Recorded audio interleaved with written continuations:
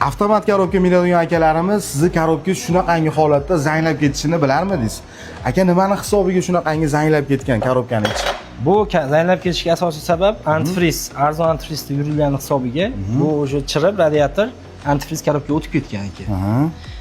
Buni endi bunaqa bo'lmasligini oldini olish uchun yaxshi antifriz qo'yish kerak.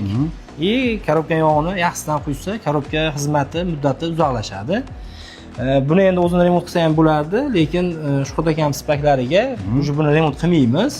Seli boshqa korobka qo'yib, radiator moylarigacha yangi qo'yib, antifrizlarigacha yangilab, inshaalloh chiroyli qilib bitkazib beramiz. Akamizni duo qilib qo'yasizlar. Abdulaziz akam korobkasi-yu, motori qanaqangi xizmati bo'lsa, hech narsaga pul olmasdan, chin ko'ngildan mutlaqo tekinga o'z hissalarini qo'shyaptilar. Mabodo sizda ham korobkada qanaqangidir muammolar bo'lsa, korobka sentrga aloqaga chiqib kelsalaring, ishlaringni sifatli qilib bitkazib beradilar. Akalar, xudo xolasa Spark mashinamizga ham ozgincha qoldi. Qo'llab-quvvatlab tursalaring, inshaalloh mashinamizni Shuhrat akamga chiroyli tarzda topshiramiz.